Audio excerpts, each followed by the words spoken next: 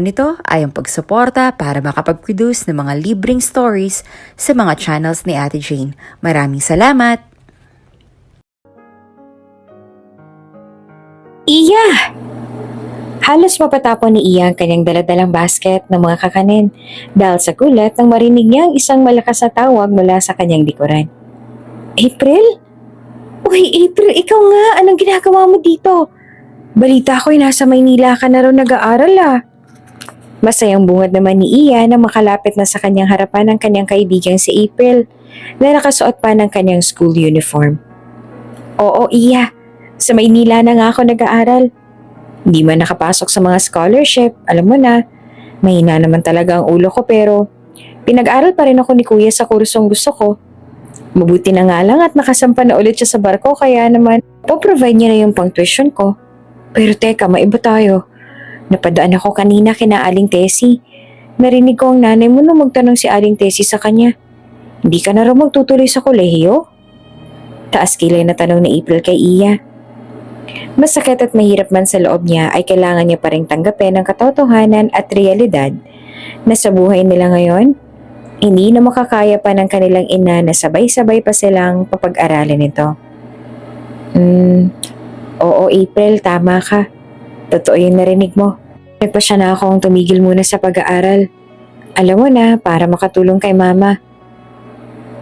Simula kasi nang nawala si Papa, si Mama na lahat ang gumawa ng paraan para buhayin kaming magkakapatid. Kaya naman para hindi na mahirapan si Mama at para may katuwang na rin siya sa paghahanap buhay, nagsabi na ako sa kanya na hindi na muna ako magpapatuloy sa kolehiyo. Bakas ang panghihinayang sa reaksyon ng mukha ng dalawa. Ang kaibahan lang, pinipilit lang itago yun ni Iya sa kanyang sarili para naman hindi mag-guilty ang kanyang ina. Sa kabilang banda, bakas na bakas naman yon sa mukha ni April dahil mula elementarya hanggang high school ay witness siya sa husay ni Iya sa klase. Top student ito at alam niyang mas madaling makakahanap si Iya ng scholarship kesa sa kanya dahil matalino si Iya. Ano? Bakit Iya? Napakaraming scholarship dyan ng gobyerno ah. Iya, sayang naman ang taon kung titigil ka pa. Pwede mo namang pagsabayin yung pagsa-sideline mo at pag-aaral. Kaya mo yun, Iya. Ikaw pa naman ang inaasahan kong mas magiging magandang college life dahil sa angkin mong talino at husay. Sabit naman ni April. Masakit din naman ito para kay Iya. Ang makita ang kanyang mga kaibigan at kabatch na unti-unti nang natutupad ang kanilang mga pangarap. Samantalang sa kanya ay postponed pa rin. Pero hindi naman niya masyadong iniisip pa yon. Pagkos ay nananatili na lang na positibo si Iya at naniniwala na hindi man ngayon, darating din ang panahon na papaboran na siya ng tadhana. Oo, nauunawaan naman kita April. Sino nga ba namang hindi manghihinayang kung katulad kong isang top student noon sa klase at consistent honor student ay hindi na magtutuloy ng kolehiyo dahil mas pinili na lang niya na maglako ng kakanin sa katirikan ng araw sa daan. Alam ko yung nanghihinayang ka at yan din naman ako sa sarili ko. Siguro magkaiba lang tayo at sa ngayon, ang kaibahan ko lang sa'yo, hindi pa namin kaya ni Mama yung mga gastusin namin sa lahat ng bagay kaya naman nag-decide na lang ako na tulungan muna si Mama.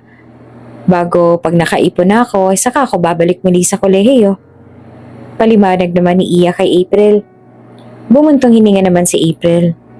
Ay, pero nangihinayang pa rin ako sa'yo, Iya. Ang galing-galing mo kaya. Ang tali-talino mo. Sayang naman kung hindi ka makakasabay sa amin. Ano ka ba? Huwag kang ma-frustrate. Okay lang ako. Promise. Ikaw, magtapos ka ha. Huwag mo akong bibiguin.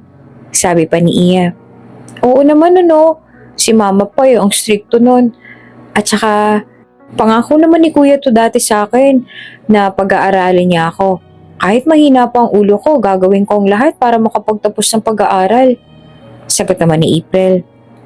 Sa bawat salitang naririnig ngayon ni Iya, para bang may kung ano na paulit-ulit na kumukurot sa puso niya. Hindi naman nila kasalanang maging mahirap kung bakit kailangan niyang tumigil ngayon. Oo, may inggit sa puso ni Iya pero kahit naman mainggit pa siya ay wala rin naman siya magagawa dahil mas kailangan niya sa ngayon ng mama niya, lalo pat ang liit-liit pa lang ng kapatid niya. At lahat ay nasa elementarya pa lamang, kaya naman sa ngayon ay mas pipiliin muna ni Iya na piliin ang kanyang responsibilidad sa kanyang pamilya at isang tabi na muna ang kanyang mga pangarap na makapagtapos ng pag-aaral. Masaya ako para sa'yo, April. At ngayon pa lang binabati na kita. Alam ko makakapagtapos ka ng pag-aaral at makakamit ang diploma na inaasam-asam mo. Huwag ka mag-alala. Pag ayos na si na mama, babalik ako sa pag-aaral. Itutuloy ko yung mga pangarap ko. Pero sa ngayon, magiging taga-congrats muna ako sa inyo. Kaya niya yan. Wika ni Iya na may ikinukubling mga luha sa likod ng kanyang mga mata, pinipigilan niyang masilayan ni April. Samantala, ngumiti na lang ng matipid si April at bakas pa rin sa mukha niya ang pinaghalong awa at panghihinayang na nararamdaman para sa kanyang kaibigan na si Iya.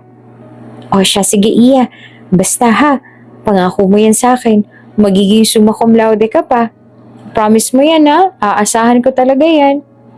Idinuro pa ni April ang kanyang daliri kay Iya bilang paninigurado. Ngumiti naman si Iya. Oo na po, sure yan, magtatagumpay din tayo. Positibong sagot ni Iya. Maya-maya pa ay nagpaalam na rin si April kay Iya dahil mahuhuli na siya sa biyahe. O siya, sige, Iya at ako ay mauuna na. See you when I see you. Baka kasi dumalang ng pag-uwi ko eh. Alam mo na, magiging busy sa school. Baka sa sem break na ako makauwi ah. Mag-iingat ka. Aasahan ko yung promise mo. Sabi pa ni April kay Iya at doon ay niyakap na nila ang isa't isa. Oo, promise yan. Makakaasa ka. Ingat ka doon sa Maynila. Maraming tukso doon. Umiwas ka hanggat kaya. Bilin pa ni Iya sa kanyang kaibigan. At doon ay tuluyan na rin ang paalam si April at nagtungo na rin sa kotseng puti na maghahatid sa kanya sa Maynila. Habang nakatanaw si Iya sa pag-alis ni April, ay kumakaway pa rin ang kanyang kamay hanggang sa tuluyan na nga maglaho sa paningin ni Iya ang kanyang kaibigan. Aminado si Iya na nasaktan siya. Nakaramdam siya ng lungkot ngunit hindi naman niya iyon maaaring ipakita kay April. Mas humigpit ang kanyang kapit sa hawak na basket dahil pinipigilan niyang pumatak ang kanyang mga luha. Wala siyang sinisisi sa sitwasyon ng buhay nila ngayon dahil wala namang may gusto na malagay sila sa ganoong pagsubok. Noon, nung nabubuhay pa ang kanilang padre de pamilya, medyo magaan pa ang kanilang buhay. Ngunit ang dahil sa isang aksidente sa pabrikang pinagtatrabahuhan ng ama ni Iya, ay nasawi ito kaagad.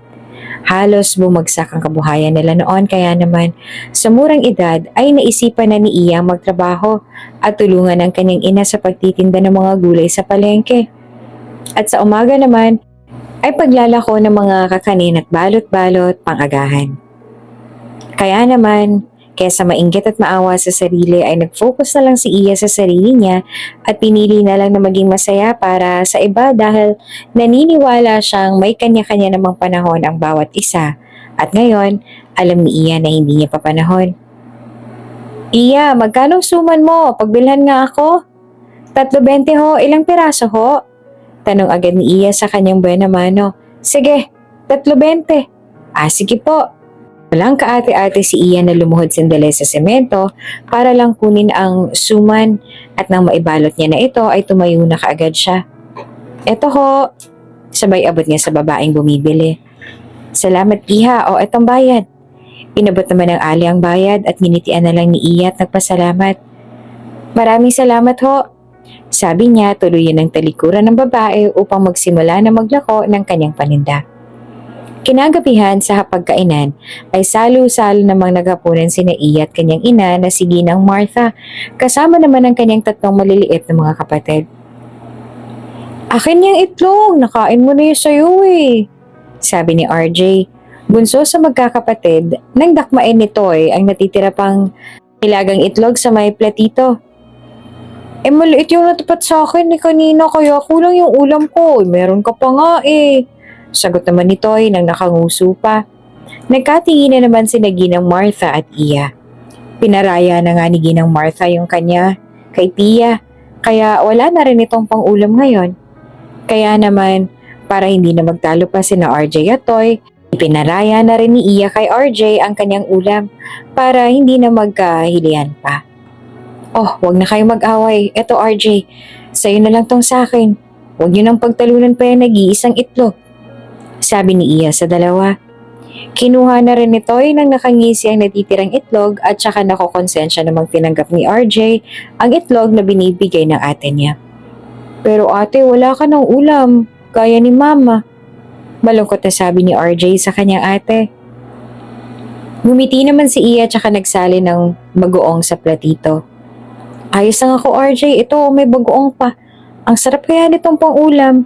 At saka busog pa rin naman ako dahil nakapagmerienda ako kanina ng suman. Mabigat din kaya yun sa tiyan kaya kumain na kayo. Huwag niyo kaming isipin ni mama. Sa susunod na araw, masasarapan pa namin ng ulam ha. Yung marami na para hindi na kayo mag-agawan. Tatawa-tawa namang sabi ni Iya sa mga ito tsaka napatingin sa kanyang ina na para bang hindi na kayang sumubo pa ng pagkain dahil sa awang nararamdaman niya sa tuwing mapagmamasdan niya ang anak sa ganoong tagpo. Bilang isang ina, napakasakit na makita ang kanyang mga anak na nag-aagawan sa kakarampot na ulam na inihain niya. Ang kinikita lang naman niya kasi sa pagtitinda ng mga balot-balot sa gulay sa palengke ay sapat lang talaga sa pambaon ng mga ito. Mabuti na nga lang at nakakatulong na sa kanya si Iya kahit na papaano ay nakakatulong ito sa iba pa nilang gastusin. Yun nga lang ay sapat lang talaga pero madalas ay kinukulang pa. Hayaan niyo mga anak, sa isang araw kapag nakapaglaba ako kina Ma'am Tere, mag-aadobo tayo. Masayang sabi ni Ginang Martha sa mga anak para maibsan ang nararamdaman ng mga ito na kahirapan ng buhay na kanilang nararanasan ngayon. Sa kabilang banday, sabay-sabay namang nagbunyi ang tatlong bata. Ilang buwan na rin kasi buhat na makapag-ulam sila ng derekado dahil sa mahal ba naman ang bilihin ngayon. Talagang hindi sasapat kung mag-uulam pa sila ng ganoon. Yay! Salamat po nanay! Wakas, makakatikim na ulit kami ng masarap yung adobo. Masayang sabi ng mga bata at saka bumalik ng muli sila sa pagkain. Oo siya, kumain na kayo. Marami pang kanin dito. Kapag gusto niyo pang bumulos ay kumuha pa kayo, may toyo pa naman dito. Pwede niyong isabaw yan. Sabi pa ni Ginang Martha sa mga anak. Maya-maya pa, nabuksan naman ni Ginang Martha naging desisyon ni Iya patungkol sa pagtatrabaho niya sa Maynila. Siya nga pala anak, sigurado ka na ba sa desisyon mo? Hindi naman kita pinipilit. Kung ako nga lang din ang papipiliin na ba'y syempre, mas gusto ko na dumito ka na lang para magkakasama pa rin tayo. Kahit na napakahirap ng buhay, nakakaraos din naman tayo kahit papaano. Wika ni Ginang Martha kay Iya. Marahan namang pinaglaruan ni Iya ang kanyang hawak na kutsara at saka tumingin sa kanyang ina. Pinasadahan din niya ng tingin ang kanyang mga kapatid, isa-isa at muling bumaling ng tingin kay Ginang Martha. Oho ma, desidido na ho ako. Gusto ko na hong makipagsapalaran sa Maynila. Hindi para sa sarili ko, kung hindi para ho sa inyo ng mga kapatid ko. Para saan pa ho ang paghinto ko sa pag-aaral kung hindi naman gagalingan at tataasan yung ginawa kong sakripisyo niyo, di ba ma? Gustong gusto ko na ho kayong maiahon sa hirap ma. Kaya kahit walang kasiguraduhan kung magtatagumpay ba ako dun sa Maynila, ang mahalaga ay nasubukan ko. At saka sabi naman ho sa akin ni na Tita Che na mabait naman daw po yung magiging amo ko kaya wala naman daw po ako magiging problema. At isa pa, maganda raw kong magpasahod yung matanda na pinagsilbihan ko. Basta hindi ko raw sisirain yung tiwala na ibibigay niya sa akin. Paliwanag ni Iya sa kanyang ina. Isa-isa na rin natatapos sa pagkain ng kanyang mga kapatid at kanya-kanya na rin silang tayuan hanggang sa sina Iya at Ginang Martha na lamang ang maiwan sa may hapagkainan. Nag-aalala lang naman ako sa iyo anak. Siyempre, kung sakali man, ito yung unang pagkakataon na lalayo ka sa amin. Sa akin, ang iniisip ko lang naman ay ang kahihinatnan mo doon sa Maynila. Baka apihin ka nila doon anak. Mag-isa ka lang at walang magtatanggol sa'yo. Ma, ano ba kayo? Hindi ho ako nag-iisa. Alam niyo kung bakit? Kasi, lagi kong kasama si Lord sa lahat ng oras at pagkakataon. At kung mangyari mang may mag-api sa akin doon, hindi ako lalaban. Dahil alam kong si Lord ang poprotekta sa akin, ma. Kaya wag na kayo mag-alala pa. Hanggat may Diyos tayo sa ating mga puso, kailanman ay hindi na tayo dapat mangamba pa. Napapaiyak na nga si Ginang Martha. kanina at mas lalo nang pumatak sa sinabi pang ito ni Iya.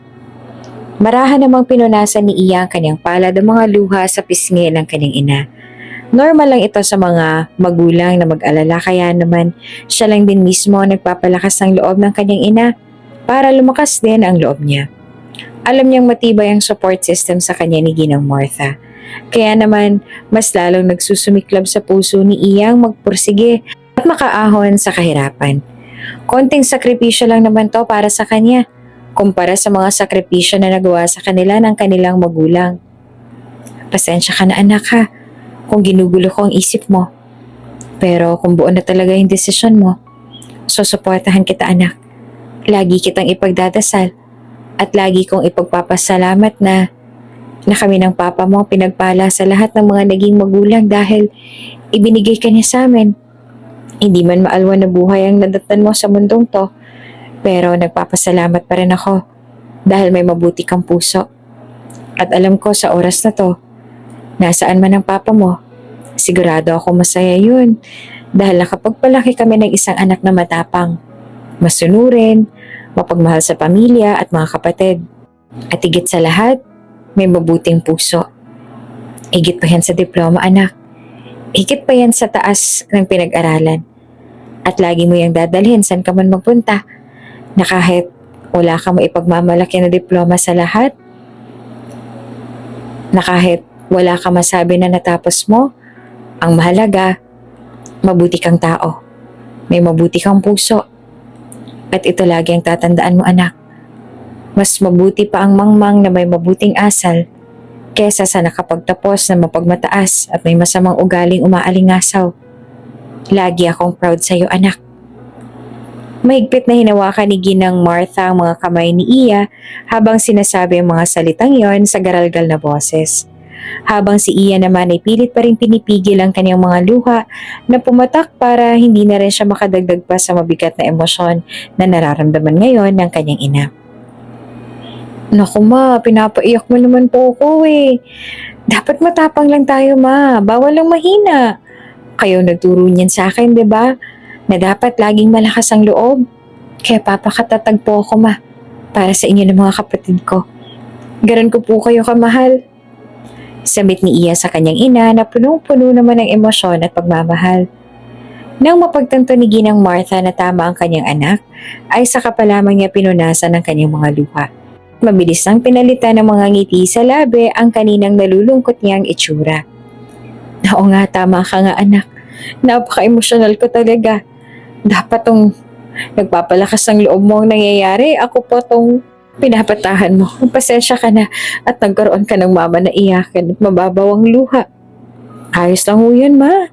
Basta lagi niyo hong tatandaan na mahal ko kayo ng mga kapatid ko. Sabi pa ni Iya. Sisinghot-singhot naman na sumagot ang kanyang ina. Mahal na mahal ka din namin anak. Ilang sandali pa nang may masmasa na rin ng dalawa ay inusisa ng muli ni Ginang Martha kung paano nga ba magiging proseso ng pagluwas ni Iya sa Maynila at kung kailan ito aalis. Siya nga pala Iya. Kailan ka nga pala luluwas? Sasamahan ka ba ng tita Che mo?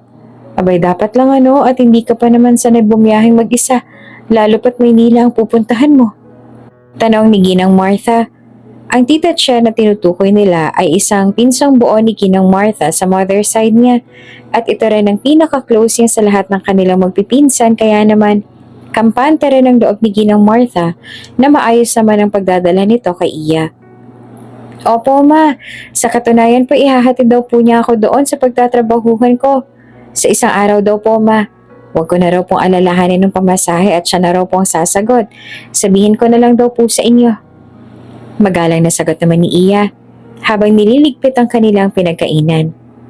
Tumulong na rin naman ang kanyang ina. Aba, mabuti naman kung ganon. Nasaan ba siya para makausap ko rin siya tungkol sa magiging trabaho mo doon? Tanong naman ni Ginang Martha.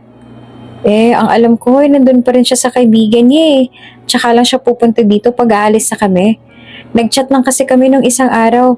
Pero pwede naman natin siyang i-video call ma kung gusto niyo siyang makausap.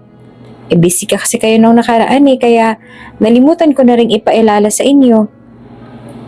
Siguro yan din yung tinutukoy ni Isabel sa akin noong isang araw na may nahanap na raw dito si Che na magiging kasambahay doon sa bahay ng amo ng kaibigan niya. Wala naman akong ideya na ikaw palang tinutukoy niya. Paglilinaw pa ng kanyang ina na sinang-ayunan naman ni Iya. Oho ma, yun na nga po yun. Sagot naman ni Iya. Nang makalipas ang isang araw ay dumating na rin ang oras ng pag-alis ni Iya. Hinatid siya ng kanyang ina sa may bus terminal kung saan naghihintay na doon ang kanyang tita Che. Iya, wala ka na ba nakalimutan? Ang mga mahahalagang dokumento mo, nadala mo na ba lahat? Aligagang tanong ni Ginang Martha na may halo-halong emosyon sa pag-alis ng kanyang anak. Ngumiti naman si Iya.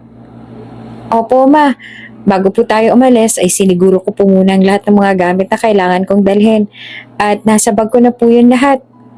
Sagot naman ni Iya sa kanyang ina. Maya-maya pa ay nilapitan na rin sila ni Tita Che na kanina pang nakasakay sa bus at naghihintay lamang na mapuno iyon. Bumaba muna siya para kunin si Iya. Oh, yan na pala si Che.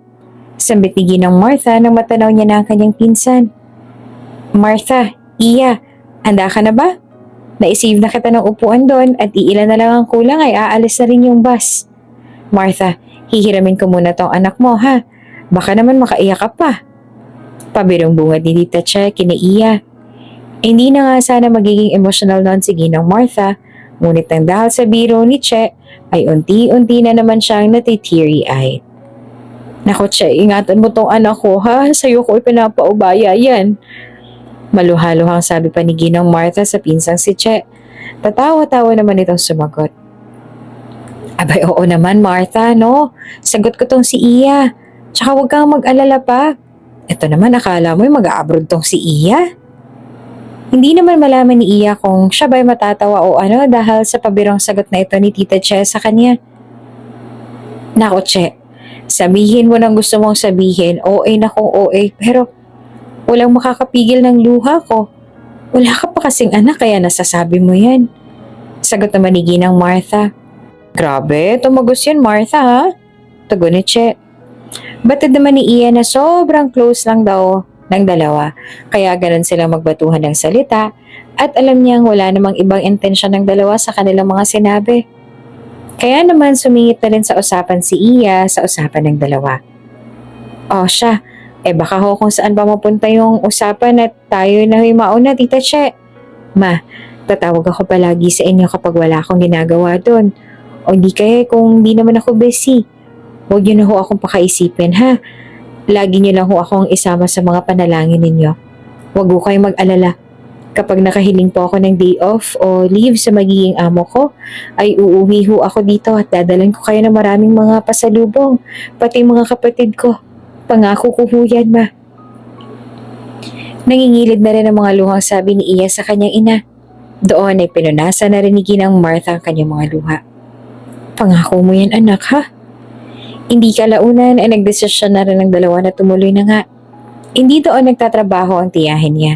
Sadyang kilala lang ng kaibigan nito ang may-ari ng bahay at naikwento naman ng tiyahin niya rito na sakto namang naghahanap ng trabaho ang pamangkin niya kaya kaagad naman siyang natanggap sa trabahong yun. Ilang oras din ang naging biyahe nang sa wakas ay nakarating na rin sila sa Maynila. Nang makababa sila ay pinara na kaagad nila ang taxi na nag-aabang doon at saka nagpahatid na sa kanilang destinasyon. Huwag kang gagawa ng kalokohan dito Iya ha at ang hindi tayo mapahiya. Bili naman ni Tita Che na marahan niya namang tinanguan. Mag-iingat ka rito, okay? Kapag may kailangan ka, pwede mo naman akong tawagan sa numero ko. Huwag po kayo mag-alala tita, tatawagan ko po kayo.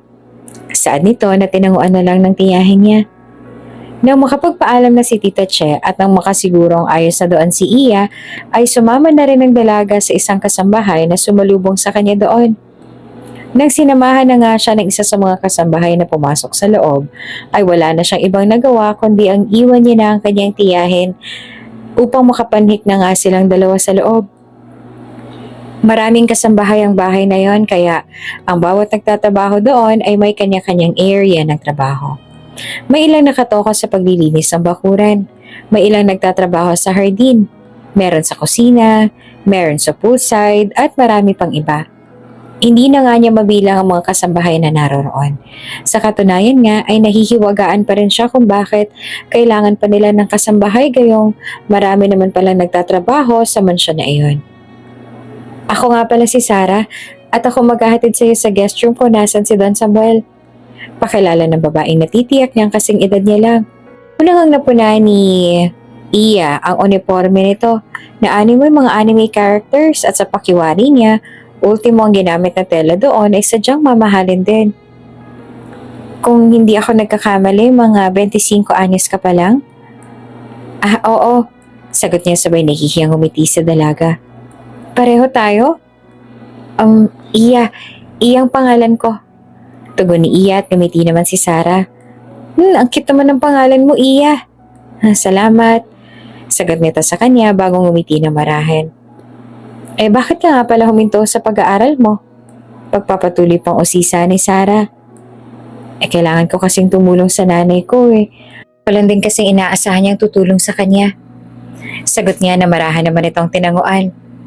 At isa pa, wala pa akong naiipong pera para sa pagpasok sa kolehiyo. May 3 pa kasi akong kapatid na nag-aaral sa elementarya.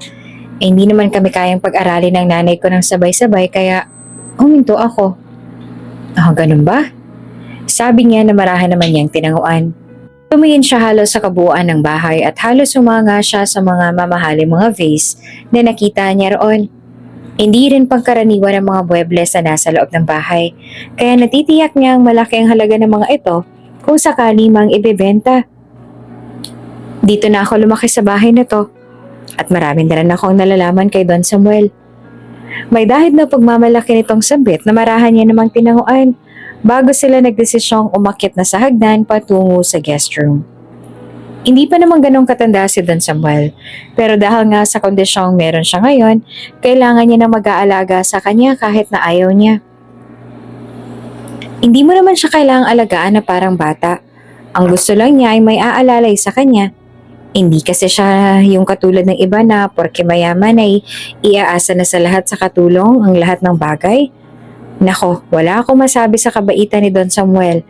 At kahit itanong mo pa sa lahat ng mga katulong dito, iisa lang din ang kanilang sasabihin na wala silang naging problema sa matanda.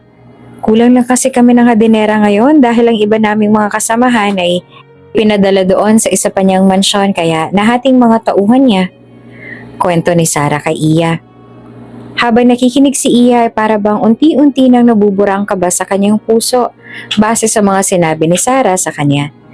Ito kasi ang gabi-gabi niyang ipinagdarasal na sana ay tunay na mabait ang kanyang magiging amo at wala siyang maging problema sa kanyang magiging trabaho. Maya-maya pa na makarating na sila sa guest room kung nasaan si Don Samuel, sa huling sandali ay briefing muli ni Sarah si Iya. Oh, Iya, andito na tayo. Basta huwag kang kakabahan. Pagpasok mo sa loob, saka mo palang malalaman ang tunay na kondisyon ni Don Samuel. Mabait naman yun, kaya sigurado akong magugustuhan ka niya kaagad.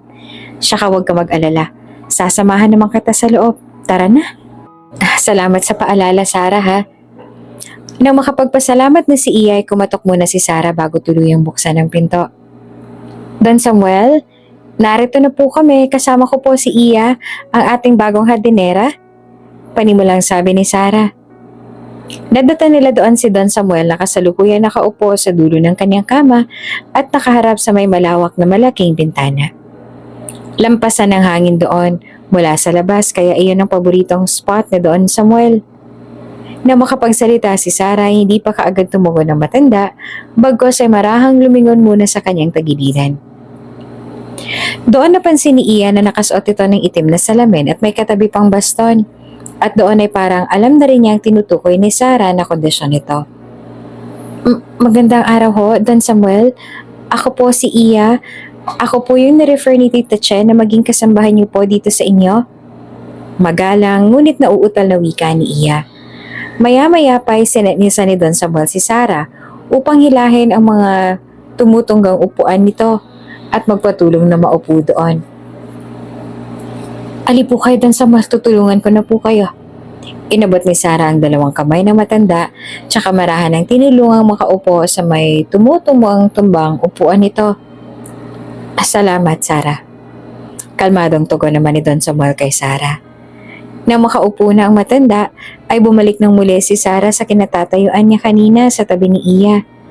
At dahil nakasuot ng itim na salamin si Don Samuel, ay hindi malaman ni Iya kung sa kanya ba ito nakatingin, pero sa pakalwari niya ay oo. Dahil doon sa kinatatayuan niya ang direksyon ng kanyang ulo. Marahil ay nagtataka ka, Iha. Oo, tamang iniisip mo. Isa akong bulag. Sinadya kong hindi mo na ipasabi sa'yo kay Sarah para ikaw mismo ang makasaksi ng tunay kong kondisyon. Iya, tama ba? Iyan ang pangalan mo? Kalmadong tanong naman ni Don Samuel kay Iya. Nauutol namang sumagot ang babae. Opo, tama po kayo. Ako po si Iya. Magalang niyang sumagot. Marahan ang tumango ang matanda at saka muling nag-usisa kay Iya bilang bahagi na rin ng kanyang formal na interview dito. Ilang taon ka na, Iya? Tanong ni Don Samuel. 25 po, Don Samuel. Sagot naman niya. Aba, halos magkasing edad lang pala kayo nitong si Sarah, ano? Bueno, Sarah, ikaw nang bahalang magsama kay Iya sa magiging silid niya, ha? Ikaw na rin ang bahalang mag-assign sa kanya ng kanyang mga gagawin. Pero most of the time ay nandito siya sa paligid ko. Nauunawaan mo ba, Sarah? Wika ni Don Samuel. Sumagot naman din kaagad si Sarah. Opo, Don Samuel, nauunawaan ko po. At saka yung ibang mga gamot ko na kailangan kong inumin, ipasa mo na rin sa kanya para makafocus ka na sa kusina. Sabihin mo sa kanya kung schedule ng pag-inom ko ng gamot at kung ilan sa isang araw. Kung maaari, isulat mo rin para hindi niya makalimutan. Dagdag na paalala pa ni Don Samuel kay Sarah. Opo, Don Samuel. Gagawa po ako ng listahan. Ibibigay ko na lang dito kay Iya. Okay, salamat, Sarah. Bago kayo tuluyang umalis, Iya, may mga katanungan ka pa ba? Muling tanong ng matanda. Wala na po, Don Samuel. Maraming salamat po. Kung gayon ay makakaalis na kayo. Utos ng matanda at tuluyan na rin lumabas ng silid ang dalawa. Kung kanina ay medyo kinakabahan si Iya, ngayon naman ay napalitan na iyon ng kaalwanan sa kanyang kalooban nang mapatunayan niyang mabait naman palang kausap si Don Samuel. Kaya sa isip niya ay magiging madali na sa kanya ang lahat sa pananatili sa mansyon na iyon. Don Samuel, magandang umaga po. Dala ko na po itong mga gamot ninyo. Sandali po at ipapatong ko lamang po dito saglit para makaharap po kayo. Tangkang ihaharap sana ni Iya sa kanyang wheelchair na kinauupuan ni Don Samuel nang biglang tinapik ng matanda ang kamay ni Iya ng malakas, dahilan para puwersahang mapaalis ang pagkakahawak nito doon sa may tulakan ng wheelchair. Ikinabigla naman niya ni Iya dahil sa pagkakaalam niya, buhat na makausap niya ito kahapon ay maayos naman itong kausap at mahinahon. Anong oras na? Kanina pang tumunog ang alarm ko at lampas na ako sa pag-inom ng gamot. May schedule na binigay sa'yo si Sarah, hindi ba? Bakit hindi pa rin nasusunod? Nakikinig ka ba talaga sa mga napag-usapan kahapon, ha, Iya? Hindi mo ba alam na ang gamot na iniinom ko, sana ngayon ay ang gamot na pinakamahalaga kong mainom sa bawat araw? You are so reckless. This is the first time na malalampasan ko ang gamot sa pag-inom. Bulala sa kanya ni Don Samuel. Alam naman ni Iya na tama naman ang schedule na ibinigay sa kanya ni Sarah. At sa katunayan nga ay mas maaga pa siya ng ilang minuto nang pumunta siya doon kaya iyon ang sinunod niya. Ilang beses pa nga niyang pinaulit-ulit basahin ang ibinigay na papel na iyan ni Sarah sa kanya para wala siyang makaligtaan kaya sigurado si Iya na tama ang oras na sinunod niya. Ngunit dahil tila nagalit nga na nga ang matanda, hindi na siya nag-abalang magpaliwanag pa. Dahil bandang huli ay maaaring hindi na naman siya paniwalaan ito. Don Samuel, ipagpaumanhin niyo po. Pagkakamali ko po. Patawarin niyo po ako at hayaan po ako makabawi sa inyo. Pagpakumbaba ni Iya sa matanda. Sandali namang natigilan si Don Samuel. Inoobserbahan niya ang naging reaksyon na iyon ni Iya at sa pag-aalboruto niya. Maaaring hinihintay nito na magalit si Iya dahil tunay naman na nakakasama ng loob at nakakagulat yung ginawa niya. Ngunit nananatiling mahinahon si Iya. Mababakas din sa itsura ng mukha ni Iya ang pagkalungkot sa nangyari. Kahit bulagang matanda na walang kakayahang makita ang itsura niya, ay nananatiling puro at walang halong pagpapanggap ang reaksyon ng mukha nito. Inaamin mong pagkakamali mo? Inaamin mong nagkamali ka? Matalas sa tanong ni Don Samuel kay Iya. Nag-isip si Iya. Hindi niya alam ang isasagot niya. Para bang naramdaman niya ang alam ni Don Samuel na nagsisinungaling siya, na wala naman talaga siyang kasalanan. Opo, kasalanan ko po. Naging makakalimutin po ako. Patawarin niyo po ako, Don Samuel. Sabi niya, tsaka yumuko pa. Ilang segundo ring nanaig ang katahimikan sa loob ng silid na yon. Ang direksyon ng ulo ni Don Samuel ay muling nakapihit sa kinatatayuan ni Iya, kaya sa tingin niya ay nakatingin sa kanyang matanda. Maya-maya pa ay pumasok na doon si Sarah. Iya, napainom mo na ba si Don Samuel? Mahinang tanong ni Sarah kay Iya pagkabukas nito ng pinto. Marahang umiling si Iya. Hindi pe, nagalit siya sa akin. Nahuli raw ako ng ilang minuto sa pagpapainom sa kanya ng gamot. Mahinang sagot naman ni Iya, na halata ang lungkot sa kanyang mga mata. Nakatingin pa rin siya kay Don Samuel. Mahina namang tinapik-tapik ni Sarah ang likod ni Iya. Ayos lang yan, sige na Iya, lumabas ka na. Ako na munang bahala. Ako na munang magpapainom ng gamot kay Don Samuel. Mahinahong sabi naman ni Sarah. Wala na rin nagawa pa si Iya kung hindi ang sumunod kay Sarah. Tahimik na noon si Don Samuel at nakikinig na lamang sa usapan ng dalawa. Nang makalabas si Iya ay bakas pa rin sa kanyang itsura ang lungkot. Kaya naman sa tuwing dumadaan siya sa ganitong emosyon ay kinukuha na lamang niya ang litrato ng kanyang pamilya sa kanyang bulsa upang pagmasdan nito at muling alalahanin na dahil sa kanila kung bakit siya nagsasakripisyo doon sa Maynila. Nang sumunod na araw, naatasan naman si Iya na magdala ng pagkain ni Don Samuel.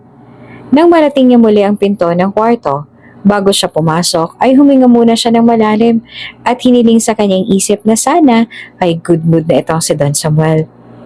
Pagkakatok niya ay kaagad na rin siyang pumasok sa loob. Ngunit sa pagpasok niyang yun ay namilog ang kanyang mga mata. Bukod kay Don Samuel na muli nakaupo sa kanyang wheelchair at nakamasid sa labas ng bintana, ang isa pang bumungad kay Iya ay ang mga lilibuhing nakakalat sa sahig na sa pakiwari niya ay sinalimpad ng hangin dahil sa ibang kasamahan noon ay nandoon lang sa ibabaw ng cabinet. At nang pagtingin niya sa ibabaw ng cabinet ay nakita naman niya ang sandamakmak na magagarang alahas na may iba't ibang uri ng disenyo. Kung sa ibang tao marahil ay nakakatukso talagang mga bagay na nasasaksihan niya ngayon, lalo pat bulag at hindi nakakakita si Don Samuel. Ngunit mas mahalaga pa rin kay Iya ang kanyang katapatan at prinsipyo. Samantala napatingin naman si Don Samuel sa kanyang tagiliran nang may nararamdamang pumasok sa kanyang silid. May tao ba dyan? Tanong ni Don Samuel. Kaagad namang tumugon si Iya. Opo, Don Samuel, ako po ito si Iya. Ito po, dinalhan ko po kayo ng pagkain ninyo. Sagot niya na may ngiti sa kanyang mga labi pero ang totoo ay nade-distract pa rin siya sa perang nakakalat doon sa sahig. Habang si Don Samuel naman ay humarap na rin sa kinaroroonan ng dalaga. Sige, pakibaba na lang dito sa may lamiseta ko. Utos ng Don at sa pagkakataong ito ay medyo kalmado siyang makipag-usap kay Iya. Binaliwala na lamang din ng dalaga ang mga perang nakakalat doon at tumuloy ng humakbang patungo sa kinaroroonan ng lamiseta na itinuro ni Don Samuel. Pagkababa niya ng food tray sa may lamiseta sa tabi ng matanda, tatalikod na sana siya nang bagitin niya rito ang tungkol sa mga perang nakakalat ngayon sa may loob ng kwarto. Sa isip kasi ni Iya ay baka may ibang makapasok doon na hindi tulad ng kanyang hangarin at samantalahin ang kondisyon ni Don Samuel. Kaya naman, ipinagbigay alam niya ito sa matanda. Mamaya kasi ay baka may mawala pa. Tapos siya pang mapagbintangan kasi siya lang naman ang pumasok doon. Don Samuel, sa tingin ko po ay nilipad po itong mga pera niyo na nakakalat ngayon sa sahig. Gusto niyo po bang pulutin ko po isa-isang mga ito? Tanong ni Iya kay Don Samuel. Nalimpad? Okay. Sige. Pakiligpit na lang at pakipatong na lang kung saan ang mga kasamahan yan. Sagot naman ng matanda at kaagad ang sumunod si Iya. Okay po, sabi niya. Marahan siyang lumuhod at pinulot isa-isa ang pera. Habang nagpupulot ay napapatingin si Iya sa matanda na parang naiilang pa siya dahil tila nakatingin ito sa kanya. Iniisip na lang niya na diretso lang ang tingin ni Don Samuel dahil isa itong bulag kaya nagpatuloy lang siya sa kanyang ginagawa hanggang sa malikom niya na itong lahat. Nang matapos si Iyay, tumayo na rin siya at inilagay na doon sa loob ng pouch sa mga kasamahan nito na nakapatong sa may ibabaw ng cabinet. Don Samuel, ayos na po, naiayos ko na po dito sa may pouch. Ipinasa ko na rin po sa loob para hindi na po magsiliparan. Gusto niyo po bang bilangin ko para malaman po natin kung sakaling may nawawala? Bilang niyo po ba ito? Muling paninigurado ni Iya. Iyon kasi ang ayaw na ayaw niyang masira sa kanya, ang tiwala. Ang tiwala na hindi pa man niya totally nakukuha mula kay Don Samuel, kaya naman ayaw niyang masira iyon ang dahil lamang sa tukso na katulad nito.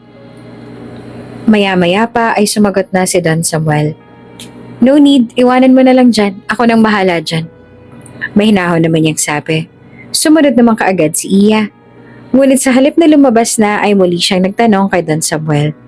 Bigla niya kasing inalala ang pagkain nito ng prutas na dala niya. Baka mapatapon kapag kinapa niya.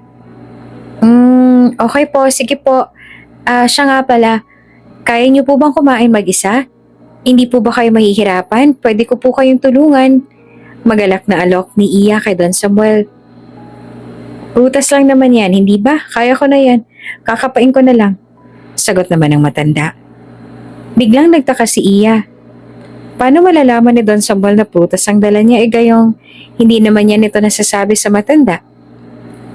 Paano niyo po nalamang prutas ang dinala ko? Nagtatakang tanong ni Iya. Natahimik naman ng matanda. Maging siya ay halatang napaisip din. Wala naman, iyan kasi usually na dinadala nila sa akin nung wala ka pa kapag ganitong oras. Sabi naman ni Don Samuel, kaya naman napatango na lamang si Iya. Okay po, kung ganun po ay aalis na po ako. Maiwan ko na po kayo Don Samuel. Tawagan niyo na lang po ako ulit kapag may kailangan kayo. Mauna na po ako. Magalang na sabi ni Iya, tumango na lamang ang matanda. Nang makaalis na si Iya, saka naman nagbuntong hininga si Don Samuel. Tsaka tumingin sa direksyon kung saan ang prutas at walang kahirap-hirap na kinuha ito. Samantala na makababa na sa may living room si Iya, ay bumugat naman sa kanya ang isang magandang babae at iyon ay si Delara, ang apo ni Don Samuel sa panganay niyang anak. Wala na rin kasing anak ang matanda at ang dalawa niyang anak ay matagal nang namatay dahil sa isang aksidente. Kaya ang natitira na lang na kapamilya na matanda ay ito na lamang na si Delara at ang kanyang ina, na hindi umano ay kilida ng kanyang yumaong panganay na anak.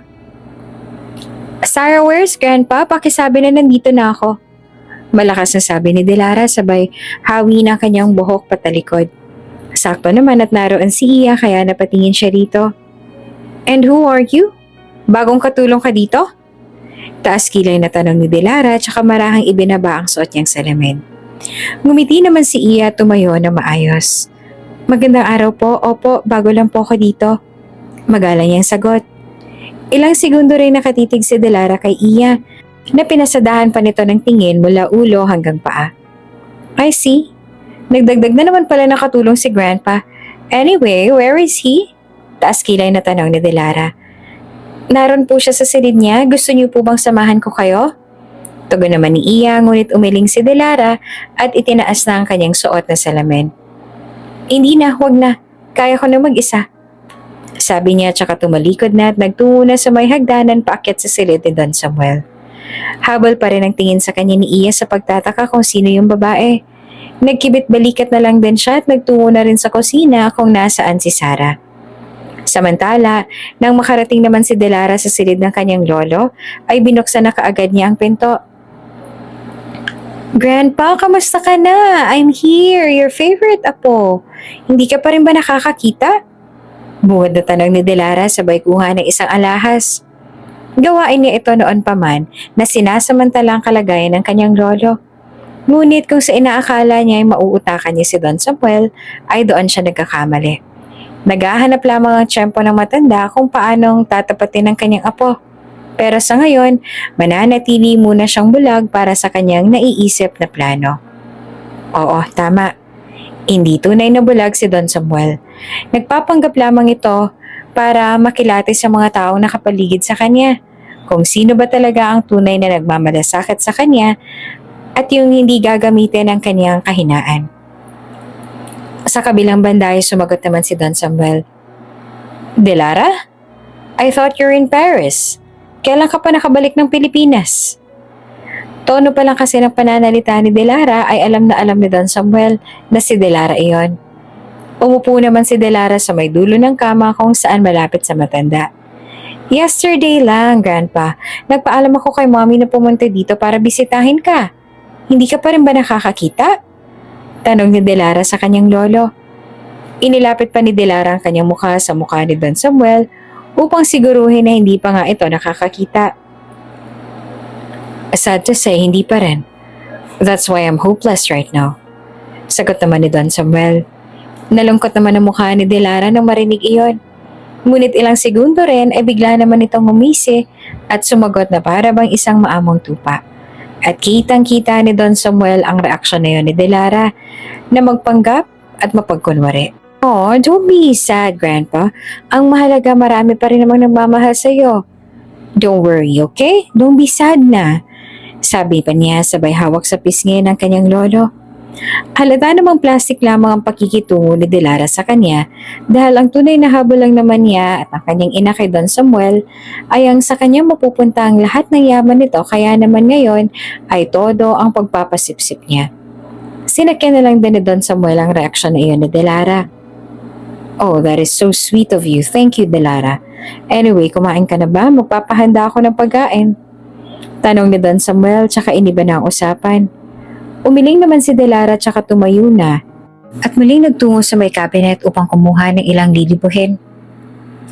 I'm okay, Grandpa. Huwag mo na ako alalahanin. I'm here para alagaan ka, okay? Anyway, ikaw, kumain ka na ba? Balik na tanong niya kay Don Samuel.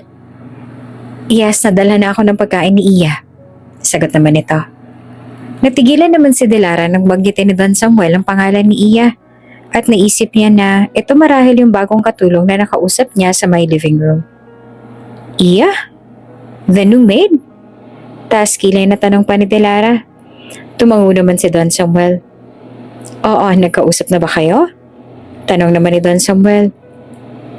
Oo, siya siguro nakita ko sa baba. Anyway, ang dami niya ng katulong ah. Bakit kumuha ka pa ng bago? Usisa niya sa matanda. Inati ko ng mga maids ko. At ang iba ay dinala ko na sa Forbes Park. Kaya nag-hire ulit ako dito ng panibago. Isa lang naman siya. And I know, he is someone that I can trust. Paliwanag naman ni Don Samuel. At kahit nga ilang araw pa lamang doon sa mansyon niya si Iya, aminado ang matanda na alam niyang mapagkakatiwalaan itong si Iya base sa ginawa niyang patibong sa mga perang nakakalat sa sahig. Sa katunayan, bago dumating doon si Iya, ay may mga ilang katulong na na-hire doon ngunit nagpatalo sila sa tukso kaya naman natanggal din sila kaagad-agad. Tanging si Iya lamang ang nakalampas sa pagsubok na iyon, kaya naman una pa lamang ay alam niya nang mapagkakatiwalaan na si Iya. Habang si Delara naman ay pilit pa rin nililihis ang opinyon na iyon ni Don Samuel dahil ang gusto niya ay siya lamang ang magaling, siya lamang ang nararapat at siya lamang ang mapagkakatiwalaan. Paano mo nasabi yun, Grandpa? Naku, yan pa naman ang mahirap sa inyo. Mabilis kayong magtiwala. Hindi niyo pa nga kakilala yan si Ian ng lubusan kaya huwag kayong papaloko. Pero don't worry, andito naman ako. Ako nang manghihilati sa mga taong nasa paligid mo. I will be your eyes, Grandpa. At hindi ko hahayaan na i-take advantage ka ng iba. Pambabanta pa ni Delara. Hindi niya hahayaang may makaagaw ng spot niya sa mansyon na iyon at higit sa lahat ay hindi niya mahahayaan na bumaling sa ibang atensyon ng kanyang lolo. Ang gusto niya ay sa kanya lang. Thank you, Delara. Huwag mo na akong alalahanin pa dahil alam ko naman kung ano at sino makakabuti sa akin. Alam ko. Thank you for your concern. Makahulugang sabi ni Don Samuel at sa hindi matukoy na dahilan, pakiramdam ni Delara ay natamaan siya. Oh, okay. Sige na, bababa lang ako. Maiwan na kita, Grandpa. Utal na sagot naman ni Delara at saka nagpa siya nang lumabas ng kwarto. Okay, Iha. Tugon naman ni Don Samuel. Nang sumunod na araw habang abala si Iya sa may garden sa pag-aayos ng mga halaman, kung saan siya nakatoka ay nilapitan naman siya ni Delara na nakahalikip-kip pa ang dalawang kamay. Sa tuwing magkikita nga silang dalawa ay laging napapansin ni Iya na nakasimangot lagi ang reaksyon ng mukha ni Delara at nahahalatang ayaw nito sa kanya. Iya, nalinis niyo na ba yung pool? May night swimming kami mamaya ng mga kaibigan ko, pero ang dumi-dumi pa rin ng pool. Sinong balak yung maglinis nun? Ako. Matalim na tanong ni Delara. Bahagyang tumigil muna si Iya sa kanyang ginagawa at saka humarap at sumagot sa kanyang Ma'am Delara. Pero bilin po sa akin ni na Don Samuel ay gawin ko na lang po yung kung anong trabaho ko. Si Mang Damian po talaga naglilinis ng swimming pool, ma'am. May ginagawa lang po siya saglit at papunta na po siya dyan. Malumanay na paliwanag naman ni Iya. Iyon naman kasi talaga ang napag-usapan nila ni Sarah nung una pa lang at iyon talaga ang patakaran doon para maiwasan na rin ang pagkukumpulan ng mga maids hanggang sa wala na silang matapos na trabaho. Tumaas naman ang kilay ni Delara at talagang hindi nito nagustuhan ang pagpapaliwanag na iyon ni Iya. Hoy babae, gusto ko lang sabihin sa'yo na amo mo rin ako rito at hindi lang si Grandpa.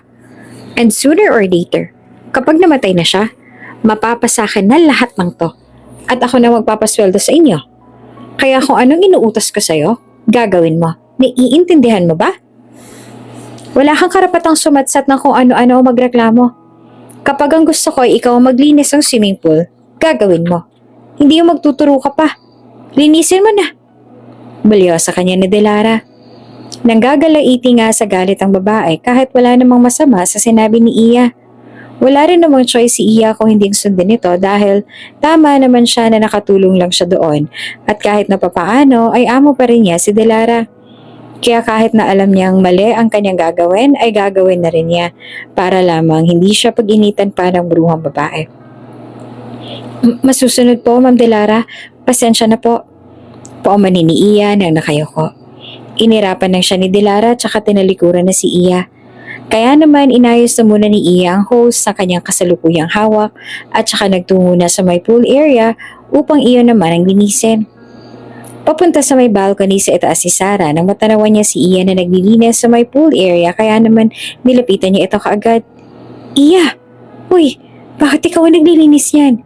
Hindi ba't ang sabi ko naman sa'yo, may kanya-kanya tayong designation dito na kailangang sundin? Hindi mo trabaho yan! Wika ni Sarah at tila napagsibihan pa nito si Iya. Habang naglilinis ng pool ay saka naman sumagot si Iya. Utos sa akin ni Ma'am Delare. Nagalitan pa nga niya ako nung sinabi ko yan eh. Wala raw akong karapatang sumatsat o magreklamo. Ganun ba talagang ugali nun? Kasi pakiramdam ko hindi rin tunay yung pinapakita niya kay Don Samuel. Mahinang tanong ni Iya tsaka napatingin-tingin sa paligid. Dahil baka may makarinig na iba sa kanila. Namilog naman ang mga mata ni Sarah. Kahit alam na nilang ugali ni Delara ay nagtataka pa rin siya kung bakit ganito ang trato niya kay Iya. Na noon naman ay wala siyang pakialam sa mga katulong doon. Talaga? Sinabi niya yun sa'yo? Ay nako, umiiral na naman ang pagkabosi niya. Kaya ayaw namin na nandito si Ma'am Delare. Sobrang mapagmataas. Kung kumilos at mag-utos ay dinaig pang mismo may-ari ng bahay. Nakakagigil. Kahit kami nga inis na inis rin sa kanya.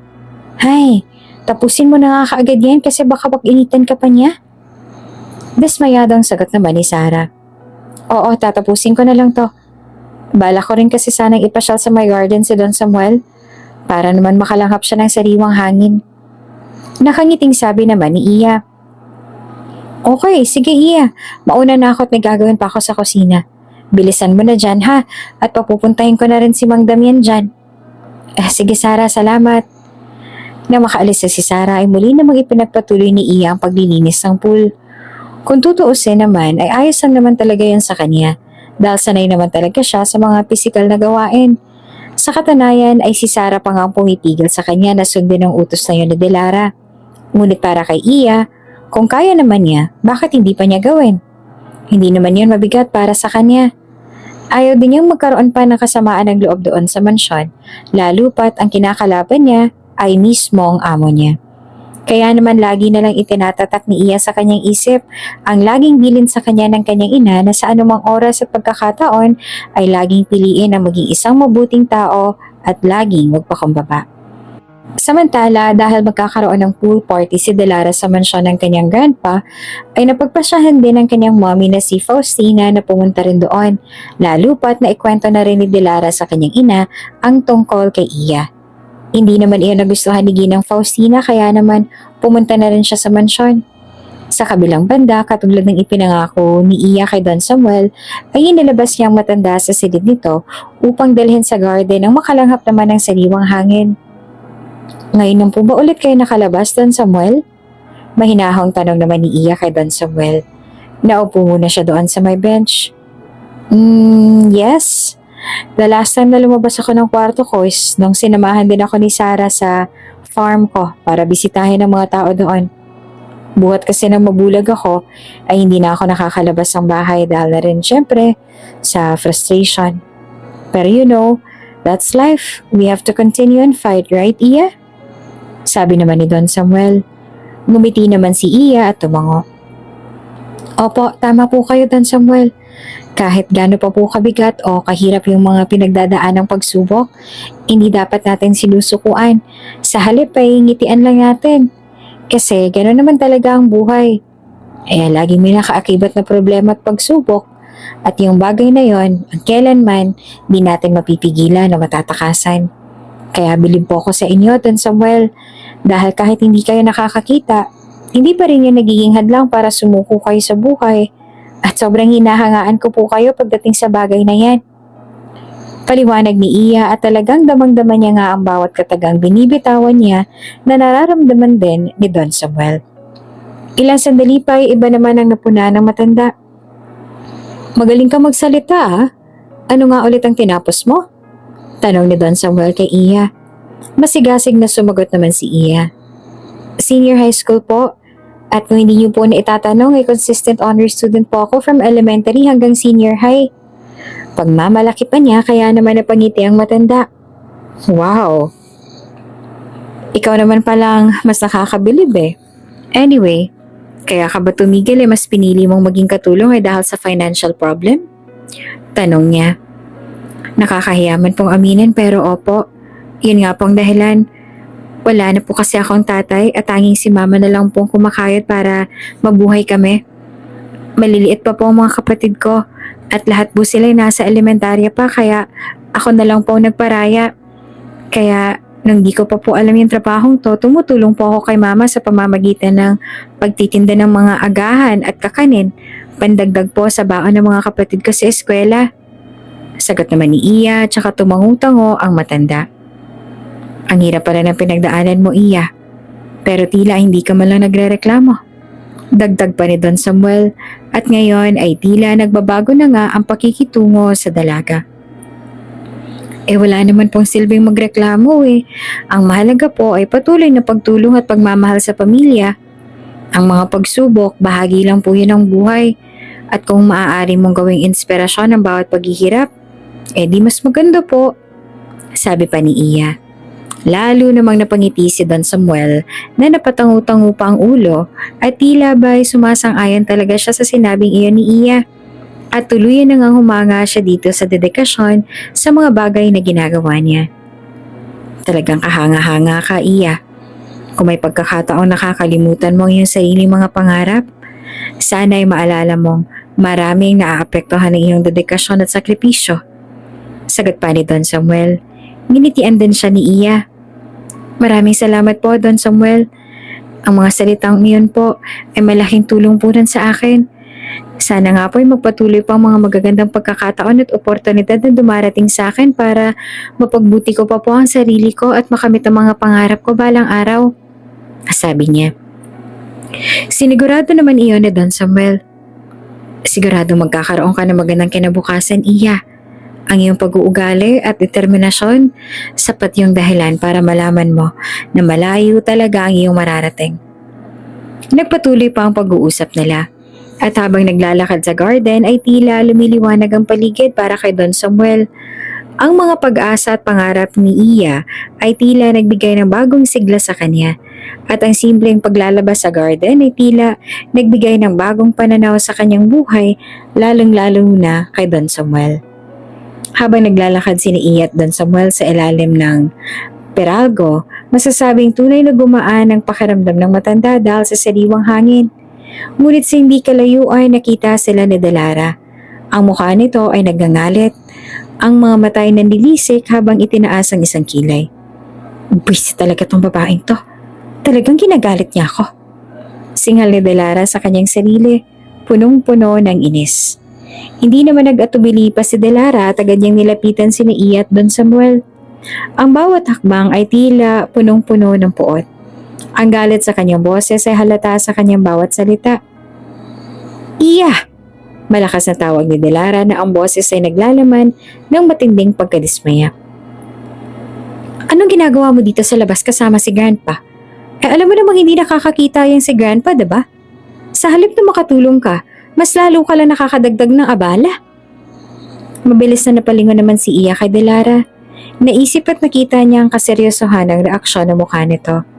Si Don Samuel naman, na nagpapanggap lamang na hindi nakakakita, ay naramdaman din ang tensyon sa hangin at ang bigat ng mga salitang binitawan ni Delara kay Iya. Napakunot na upa si Iya, subalit hindi nagpatinag. Tumayo siya ng matatag sa harapan ni Delara. Iniiwasan ng mga galit ng mga mata nito. Hindi po, Ma'am Delara. Ako pong nag-alok na ilabas si Don Samuel para makalanggap po siya ng sariwang hangin. Hindi po kami naglalakad para mag-abala. Sagot ni Iya ng mahinahon. Ngunit hindi naman nagbago ang ekspresyon ng mukha ni Delara. Ano bang pakialam mo kung ano kailangan ni Grandpa? Dapat andun ka sa may pool area, diba? May pinag-uutos ako sa'yo, diba? Hindi yan yung inuuna mo, maglalakad-lakad ka sa labas kasama pa si Grandpa. Si Don Samuel naman sa kabila ng kanyang pagpapanggap ay nararamdaman ng tensyon sa pagitan ng apo na si Delara at ang maid niyang si Iya. Sinubukan niya pang maging tulay para pumagitna sa sitwasyon. Delara, apo, naiintindihan ko ang iyong pag-aalala. Ngunit kailangan ko rin ng mga simpleng kasiyahan at sariwang hangin paminsan-minsan. Nagtataka nga lang ako kung bakit ba ito naging issue sa'yo. Pabilis na nagbago ang tono ni Delara, tila hindi niya alam paano itutugon. Hindi ko sinasadyang magalit, Grandpa. Gusto ko lang naman sanang siguruhin na walang problema at saka ang gusto ko ay ako ang gagawa sa iyo nito. Kaya nga andito ako, 'di ba? Responsibilidad ko 'to at hindi sa kanya.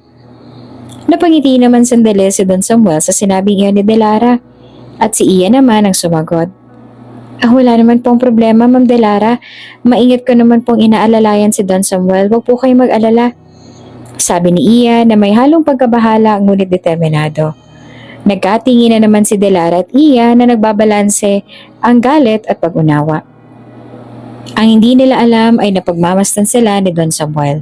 Sa huli ay umatras na rin si Delara. Ang galit sa kanyang mukha ay unti-unting nawawala. Pinilit niyang maging kalmado dahil baka layo lang siyang mawala ng mana kay Don Samuel kung paiiralin niya ang init ng ulo. Kung ganoon, sige, hahayaan kita. Ang mahalaga sa akin ay ang munting kasiyahan ni Grandpa. Plastic niya pang sabi. Bumaling si Iya kay Don Samuel na nagpasalamat sa kanya ng tahimik. Alam niyang niiinis si Delara ngunit kailangan niyang itago para hindi maging masama ang pangalan niya sa kanyang lolo.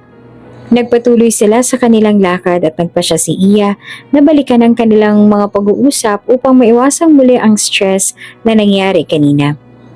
Nang umalis na si Delara, muling nagpatuloy sina Iya at Don Samuel sa kanilang paglalakad sa garden. Ang naging tensyon kanina mula nang dumating doon si Delara ay tila umupo at nananatili pa rin sa mga balikat ni Iya. Ngunit sinikap niyang ipagpatuloy ang kanilang masayang pag-uusap ni Don Samuel at hindi na lamang nagpadala sa nangyari kanina. Pasensya na po sa nangyari, Don Samuel, sabi ni Iya habang naglalakad. Minsan talaga ay mahirap makisama kay Delara. Ako dapat ang humingi ng pasensya, sagot naman ng Don. Ay walang anuman po yun, Don Samuel. Nauunawaan ko naman po, sagot naman ni Iya.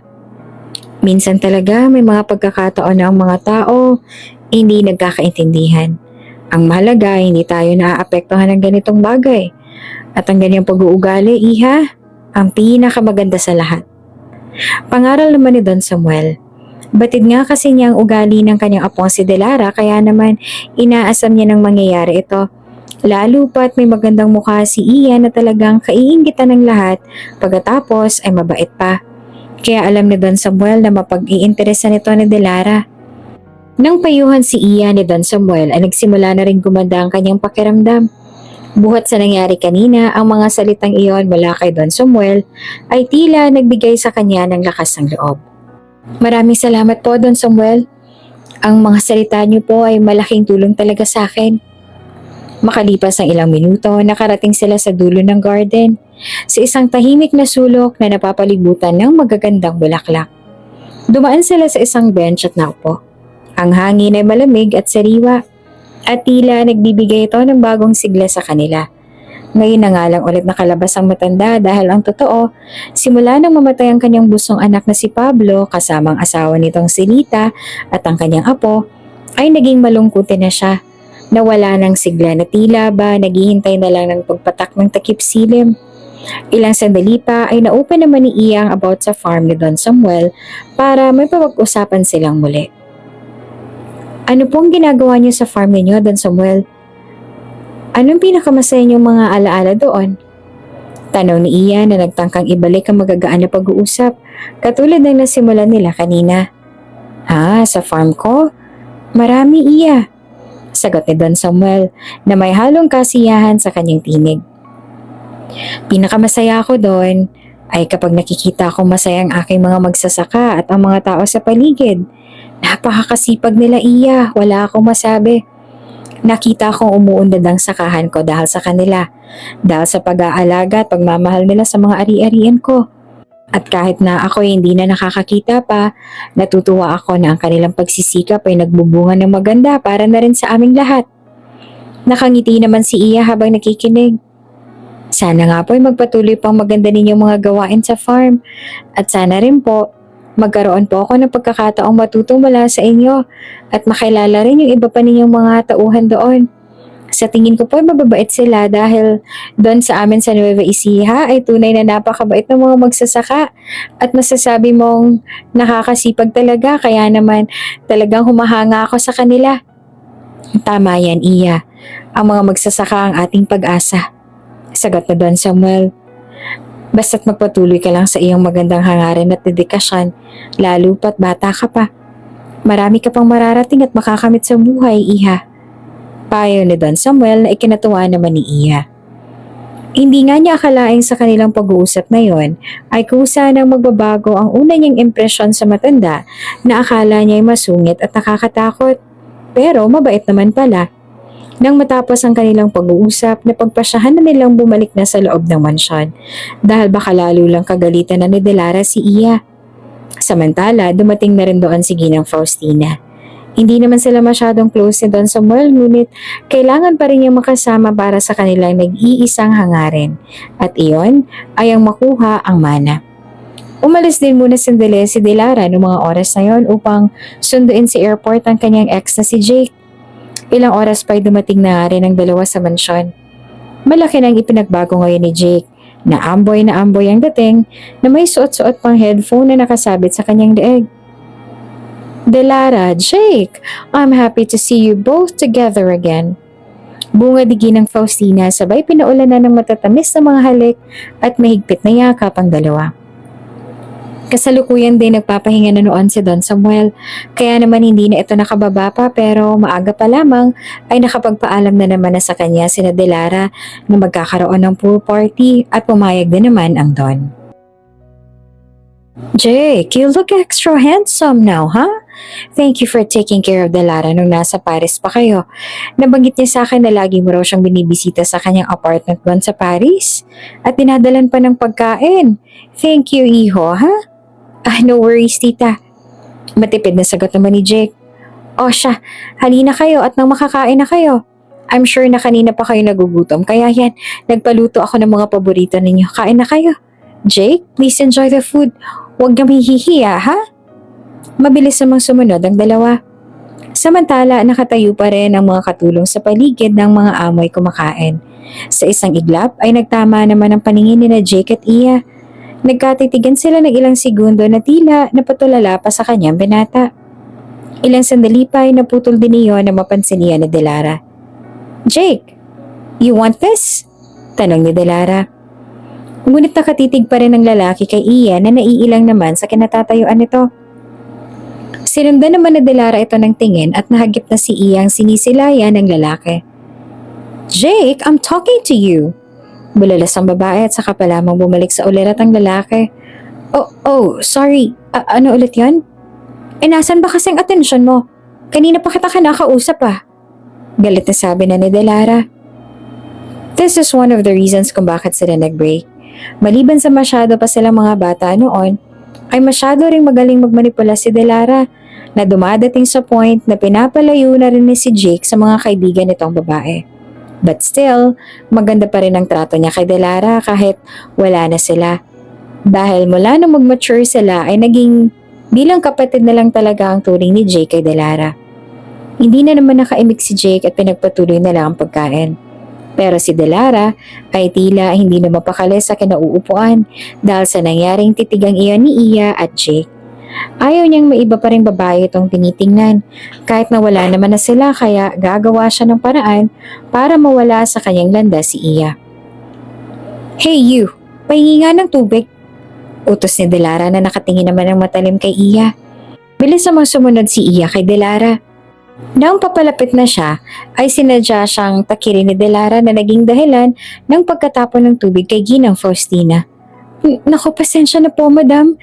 Nanginginig na sabi ni Iya. Galit na galit naman tumayo si Ginang Faustina. Boba!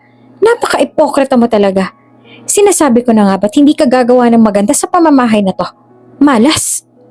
Bulala si Ginang Faustina. Sakto naman ang pagdating doon ni Don Samuel na nagpaakay pa kay Sarah at naabutan na narinig niya ang ganitong tagpo. What's going on? Nagtatakang tanong ni Don Samuel. Faustina, what's happening here? Who are you shouting at? Seryoso itong tanong sabay lumapit sa kanila sa may hapagkainan. She poured water on me, Papa. At alam kong sinasadya niya yon. Galit na sagot ni Faustina. Iya, sige na. Hayaan mo na sina Sarah dito. Sorry for her words. Sige na, doon ka na sa loob. Mahinahong sabit ni Don Samuel kay Iya. Lalong nandisik ang mga mata ni Faustina dahil parang mas sinakampihan pa niya ang katulong kesa sa kanya at kay Delara na kung tutusin ay nag-iisa niya ng pamilya. Tumayo naman si Delara na pinipigil din ng inis sa nangyari. Grandpa, mas kinakampihan mo pa ba yung katulong na yon kesa naman sa amin na pamilya mo? Taas kilay pa na tanong ni Delara sa kanyang lolo. Delara, you know my rules in this house. Ayoko nang maingay at ang pagsisigawan yung nagpapagising sa akin. At saka bakit ba hindi na lang kayo magpasensya kung hindi naman sinasadya ni Iya?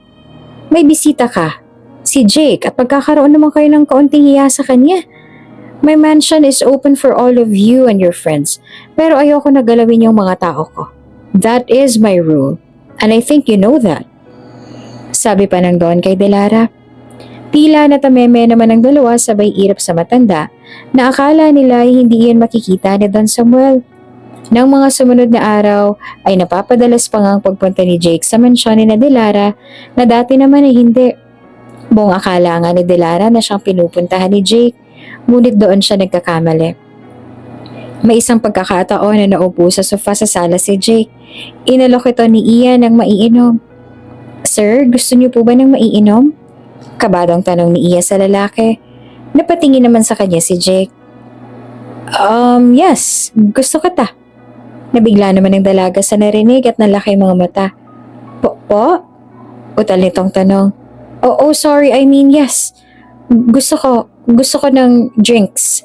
Wala naman ng binata sa kanyang inasta habang ang dalaga ay napataas naman ng kilay sa pagtataka. Do you have coffee? Black, please? Thank you, Iya. Tatalikod na sana si Iya nang magtaka siya nang banggitin ng lalaki ang pangalan niya. Bakit niyo po alam ang pangalan ko? Nagtatakang tanong ng dalaga. Oh, last time, nung pinagalitan ka ni Tita Faustina, I heard your name. Napaisip bahagya ang dalaga at nang maalala ay tumangu-tangu na lamang siya at saka umalis na para kumuha ng kape. Nang makakuha ay dinala niya na ito kay Jake. Sir, ito na po ang black coffee ninyo. Inilapag na ni Iya ang kape sa may center table. Do you have sugar? Parang gusto ko na pala ng medyo sweet. Nakangiting sabi ni Jake. Sumunod naman kaagad si Iya at ilang beses din niyang pinabalik-balik si Jake na nahalata naman ng dalaga. Sir, may ipag-uutos pa po ba kayo dahil naghihintay pa po sa akin ng iba ko pa pong gawain? Pigil na tanong ni Iya. Actually, gusto lang talaga kitang makilala. Tumayo si Jake sabay inilahad ang kanyang kamay sa harap ni Iya. I'm formally introducing myself. I'm Jake Evans. Can we be friends? Bumilis naman ang kabog ng dibdib ni Iya at kumunot ang noon nito sa pagtataka. Bakit siya? Bakit sa isang hamak na katulong niya gustong makipagkaibigan? Seryoso ba talaga siya o pinaglalaroan lamang ang damdamin ng dalaga? Ilan lang yung sa mga katanungang naglalaro ngayon sa isipan ni Iya. Seryoso po kayo, sir? Utal na tanong ni Iya sa desididong lalaki na nasa kanyang harapan ngayon. Yes, mukha ba ako nagbibiro? Gusto lang naman kitang maging kaibigan. Maaari ba? Nakatitig si Iya na nakalahad sa kamay ni Jake. Pwede naman po, pero si Ma'am Delara... si Delara, don't mind her. Hindi yun naman na kami. Pero gusto ko pa rin po niya at halata naman po yun. Baka lalo po siyang magalit sa akin. Nag-aalala lang sagot ni Iya. Ay, bumalik sa pagkakaupo si Jake at saka isinandal ng malaya ang kanyang likod doon.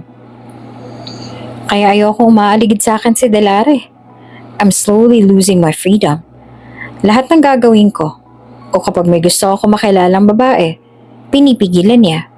O kapag may popormahan akong iba, ay kusa na silang lumalayo sa akin dahil baka daw magalit si Delara. Once and for all, kababata ko lang siya. Oo, naging kami. Pero sobrang tagal na nun at matagal na kaming hiwalay. Nagtataka naman ang dalaga kung bakit kailangan niya itong marinig mula sa bibig ng binata. Isang hamak lang naman siyang katulong. Hindi naman kaagad siya nakasagot dahil sa pagkakakilala niya sa mga mayayaman ay mapaglaro at mayayabang ang mga ito. Ayoko kung magkaproblema kami ni Ma'am Delara at sabi nga po ni Ginang Faustina ay dapat alam ko po kung saan ako maglulugar sa sarili ko. Isa pa hindi po ako nakikipagkaibigan, pasensya na po. Matapang na tumalikod si Iya at saka iniwanan na sa sala si Jake. Para kay Iya ay ayos lang naman kung makipagkaibigan. Ngunit sa mga katulad nilang kilala at mayayaman, napaka-imposible para kay Iya ang alok na pakikipagkaibigan na iyon ni Jake sa kanya. Ayaw naman niyang husgahan kaagad ang binata.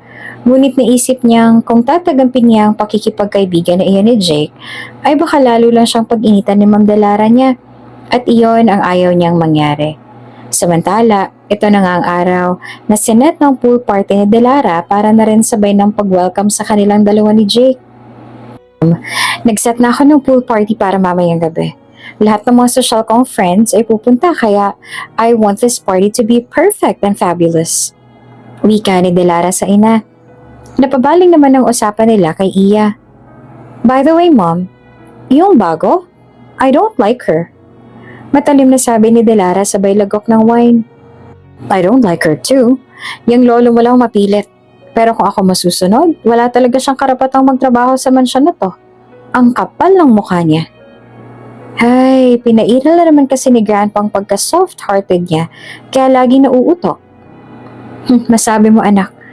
Pero hindi ko hahayaan ng ganito na itrato niya na mas mabuti ang mga katulong kesa sa atin. Gagawa ko ng paraan para mapalayas na dito ang babaeng yan. Dahil baka mamaya yan pa yung maging hadlang sa mga plano natin. Taas kilay na sabi ni Ginang Faustina.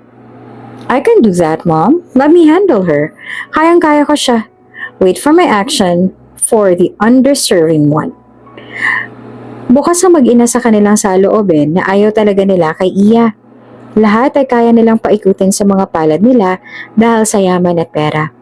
Lahat ng gusto nila ay nakukuha nila kaya kahit anong mangyari ay kampante sila na mapapalayas nila si Iya sa kanilang mansyon. Ilang oras na lamang at magsisimula na ang pool party na dadaluhan ng ilang mga kolehiyala, sosyalista at mayayamang mga kaibigan ni Delara. Kabilang dito si Jake at mga kaibigan nito. Maagang pumunta si Jake sa mansyon. Parang may hinahanap na nililingalinga ang mga mata. Jake, you're too early for the party. Are you excited to see me? Kaagad na pumulupot si Delara sa mga matipunong bisig ng binata. Boring naman kasi sa bahay kaya I decided na lang na pumunta na lang dito ng mas maaga. Habang nagsasalita ay wala kay Delara ang kanyang atensyon.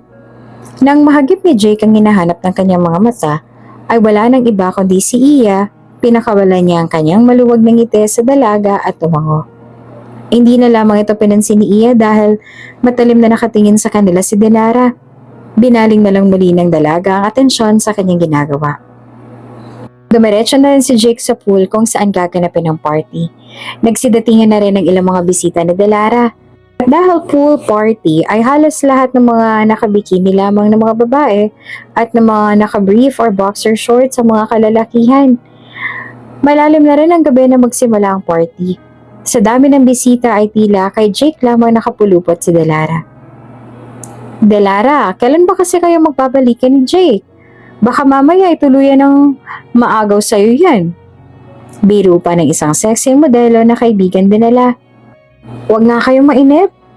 Let Jake tell it all. Ayoko siyang madaliin right Jake? At saka ini-enjoy muna namin yung buhay without commitments kasi alam naman namin na mamimiss namin to. And besides, kahit wala namang commitment ay girlfriend pa rin naman ang turing sa akin itong si Jake. Kaya I have nothing to worry about. Halata namang naiinis at walang gana si Jake sa usapan, lalo na sa ikinikilos ni Delara. Ni hindi nga niya magawa ang gusto niya dahil hinaharangan agad siya ng dalaga. Hindi na lamang siya umimik sa tanong na iyon, na para sa kanya ay wala namang sense. Samantala, isa si Iya sa nagsiserve ng alak sa mga nandoon. Nasimpata naman ito ni Delara at napansing doon din nakatingin si Jake. Ramdam na niyang nagugustuhan ito ng lalaki kaya lalo siyang nakaramdam ng galit sa babae. Bagya siyang tumayo sa kinatatayuan. At dahil saktong nasa gilid ng pool si Iya, ay pasimple itong tinulak ni Delara. Oops, sorry! Sambit nito habang nakangising pinagmasa ng dalaga.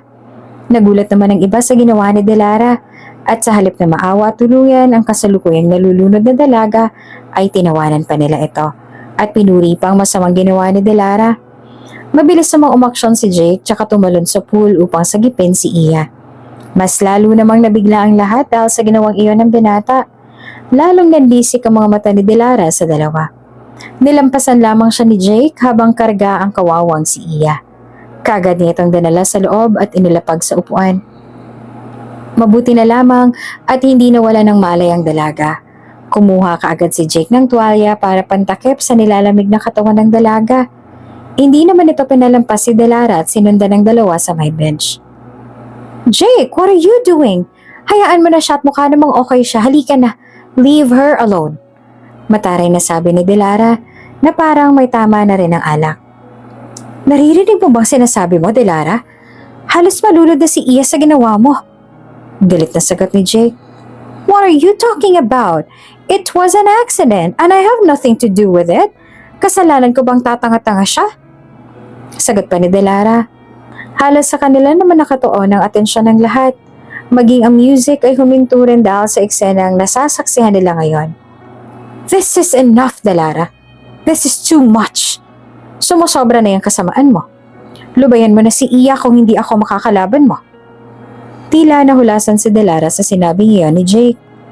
Hindi siya makapaniwalang masasabi ito sa kanya ng binata na kailanman ay hindi sumagi sa kanyang isipan. Nangingilid ang mga luha nito nakatitig kay Jake habang si Iya ay hindi rin makapaniwala sa sinabing iyon ng binata. Ilang sandali pa ay nagtungo na roon sina Don Samuel at Faustina. Delara? Honey, anong nangyari? Nag-aalalang tanong ni Faustina sa anak. She pushed Iya to the swimming pool, Don Samuel. She almost drowned because of Delara. Sumbong pa ni Jake. Sumimangot naman si Don Samuel sa sinabing iyon ng binata at bumaling ang tingin kay Delara. No, Grandpa. It was an accident, hindi ba guys? Aksidente yun. Nadala siya sa may gilid ng pool kaya siya nahulog. Sakto lang na nasa likod niya ako kaya akala ni Jake. Hindi pa tapos magsalita si Delara nang putulin na ito ni Don Samuel. Enough. Enough, Delara. Stop lying. And you. Tumingin si Don Samuel sa mga bisita nandoon. You may leave now because the party is over. Galit na sambit ni Don Samuel at agad namang sumunod ang lahat. Umapila naman kaagad si Delara. For real, Grandpa? Mas papaniwalaan mo sila kaysa sa sarili mong apo? Ang nag-iisa mong apo? Maluhaluhang tanong pa ni Delara. Pero syempre, pagdadrama lang yun para may maawa sa kanya. Jake will not lie. But it was an accident, mariing sabi ni Delara. I saw it, Delara. Huwag ka na magsinungaling pa. You pushed her, matapang na sabi ni Jake. Wala namang magawa sa isang tabi si Ginang Faustina dahil nagalit na nga si Don Samuel kaya kinocomfort na lang niya ang anak na si Delara habang nakatingin ng matalim kay Iya. Oh, I couldn't believe it. Nakangising sabi ni Delara na hindi naman makapaniwala sa nangyayari. Kumaripas na siya ng takbo at nagtungo sa kanyang kwarto nang umiiyak. Look what you've done, Papa. You hurt her. Mariing sabi ni Faustina kay Don Samuel tsaka sumunod na sa anak. Naglabas naman ng mabigat na hangin si Don Samuel tsaka umiling-iling. Kaagad nitong kinamusta si Iya. Iya, are you okay? I'm sorry sa nagawa ni Delara. Ako nang humihingi ng paumanhin. Kahit na apo ko siya, I don't tolerate that kind of bad actions. I'm sorry again, Iya. Nakayuko itong nakatingin sa dalaga. Bigla namang pumatak ang mga luha ni Iya. Hindi niya alam kung anong nagawa niya para pagtunguhan siya ng ganitong kabuti ng matanda. Na kung tutuusin dapat si Delara naman talaga. Kinakampihan niya at hindi siya. Don Samuel, maaari ko po ba kayong mayakap? Hindi na napigilan pa ni Iya na hilingin ito sa matanda. Hindi niya malaman kung bakit pero parang nasasabik siya sa yakap nito. Hindi naman sila magkaano-ano. Ngumiti naman si Don Samuel tsaka maluwag na pinuunlakan ang hiling ng dalaga. Marahan namang niyakap ni Iya si Don Samuel na punong-puno ng pagmamahal. Nabigla pa nga si Don Samuel sa naramdaman. May kung ano ang kanyang pusong kumurot na tila matagal na siyang may koneksyon sa dalaga. Sa wakas ay naramdaman na rin ni Iya ang yakap na iyon na para bang matagal niya nang hinahanap-hanap. Huli niyang naramdaman ito noong nabubuhay pa ang kanyang ama. Ang proteksyon at seguridad na ibinibigay ng isang yakap lamang. Matapos noon ay nagpaalam na rin si Don Samuel at pinaubaya na si Iya kay Jake. Tumalikod si Don Samuel na may pagdududa sa kanyang puso mula sa mga yakap na iyon. Hinatid na rin siya ni Sarah sa kanyang kwarto. Samantala, naiwan na lamang doon si Iya at Jake. Are you okay now? May masakit ba sa'yo? Nag-aalalang tanong ng binata. Ayos lang ako. Nakangiting tugon naman ng dalaga sabay pinunasan ng kanyang mga luha. Jake, mahinang banggit ni Iya. Salamat ah. Dugtong nito. Ngumiti naman ang binata. You don't have to. Mali ang ginawa ni Delara sa'yo kaya dapat lang na malaman niyo ng lahat. It's too much. Hindi na makataong ginagawa niya. Paliwanag ni Jake. Salamat pa rin. Hindi kasi ako marunong lumangoy kaya kung hindi mo ako sinagip, malamang nalunod na ako. Ang mahalaga ay ligtas ka na. Mula ng gabing yon ay unti-unti nang gumagaan ang pakiramdam ni Iya sa binata. Unti-unti nang nawawala ang pagdududa na baka katulad din siya ng ibang mga mayayaman na masasamang ugali. Doon niya napatunayang iba nga si Jake at sapat na yung pinamukha sa lahat ng binata ang ginawa niyang pagsagip sa dalaga. Simula noon ay halos araw-araw na si Jake sa mansyon. Minsan ay niyayaya rin niyang dalaga na lumabas ng rest day ni Iya. Lagi namang nakamasid si Delara sa dalawa na nanggigigil pa rin sa galit. Hindi na siya kinakausap ni Jake dahil sa masamang ginawa nito. At dahil doon, hindi na rin makakapigpigil pa si Delara. Nag-isip siya ng paraan para mapasama si Iya sa paningin ng lahat. Na isa lamang itong katulong at hindi niya mahahayaan na siya laging papaboran ng kanyang lolo Samuel. Hanggang sa isang araw napansin ni Delara na bukas ang pinto ng kwarto ni Iya at doon ay walang pag-aalinlangan niyang sinilip ito dahil saktong nakapinid din ang pintuan. Namilog ang kanyang mga mata nang makita niyang nakatayo si Iya sa may harap ng kanyang salamin at ang umagaw sa kanyang atensyon ay ang suot nitong asul na kwentas na ang tanging meron lamang noon ay ang kanyang lolo Samuel. Nanlisik ang kanyang mga mata dahil sigurado siyang ninakaw ito ni Iya. Kung kaya naman kaagad niyang tinawag ng kanyang ina na si Ginang Faustina at si Don Samuel upang silang bahalang humusga sa kanyang nakikita ngayon. Iya!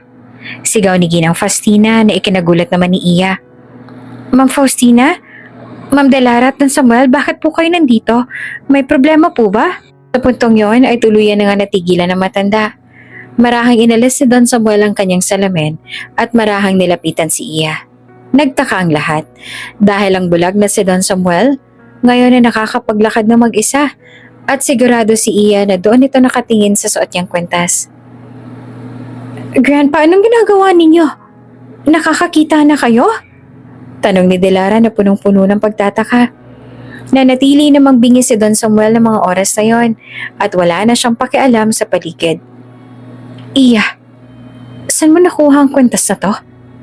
Tanong ni Don Samuel habang ang mga mata ay nakatingin pa rin sa suot na kwentas ng dalaga. Bigla namang sumagot si Delara. That's the reason, Grandpa, kung bakit ko kayo pinapunta rito. Ninakaw niya ang kwentas niyo. Buliw ni Delara. Umiling-iling naman si Iya. Hindi totoo yan. Sa akin ang kwentas na to. At matagal na to nasa akin. Bata pa lamang ako. Pagtatanggol naman ni Iya sa kanyang sarili. Muli sumigaw si Delara. Sinungaling! Shut up, Delara! Sigaw naman sa kanya ng Don kaya bigla siya natigilan. Iya, gusto kita makausap ng masinsinan. Sabi niya sabay talikod. Sara, isama mo siya sa opisina ko ngayon din. At kayo, maaari na kayong umalis sa pamamahay ko. Dagdag pa ng Don sa mag-inang bruha. Sinamaan nila ng tingin si Iya na nagigigil pa sa galit. Nang makarating sila sa opisina ay nadatnan ni Iya si Don Samuel na nakaupo sa kanyang office chair. Nang mga oras din yon ay pinasundo ni Don Samuel ang ina nito na si Ginang Martha at 3 kapatid nito. Maupo ka, utos ni Don Samuel, na naigang katahimikan sa buong lugar. Naghihintay lang sila doon ng ilang oras nang dumating na din doon si Ginang Martha. Ma? Ano pong ginagawa niyo rito? Nagtatakang tanong ni Iya sa kanyang ina. Maging si Ginang Martha ay nagtataka ngunit sa palagay niya ay alam niya na ang pakay ng matanda. Don Samuel, bakit niyo ako pinatawag dito? May gusto ho ba kayong pag-usapan? May kinalaban ho ba ito sa trabaho rito ni Iya? Tungkol ito sa kanya, Iya. Sagot ni Don Samuel sa kanyang kausap at doon ay nilabas na rin niya ang kanyang tinatagong asul na kwenta sa kanyang bulsa at inilahad ito sa harapan ng babae. I just want to know kung saan niyo nakuha ang kwentas na to? Ang totoo po niyan ay kay Iya po talaga ang kwentas na yan. Nakalagay po yan sa kanyang bulsa bago pa namin siya masaklolohan at nasunog na kumbento noon sa amin. Habang si Iya naman ay gulong-gulo, habang nakikinig sa pag-uusap ng kanyang amo at ng kanyang ina, at saka natigilan. Ano pong ibig sabihin niyo, Ma? Nagulat din ito nang makita na 2 kwentas. Isa na nasa kanya at isa na kay Don Samuel. Ma, ano pong sinasabi ninyo? Anong kumbento? Nagtatakang tanong ni Iya sa kanyang ina. At doon ay tuluyan na nga siyang hinarap ng kanyang ina.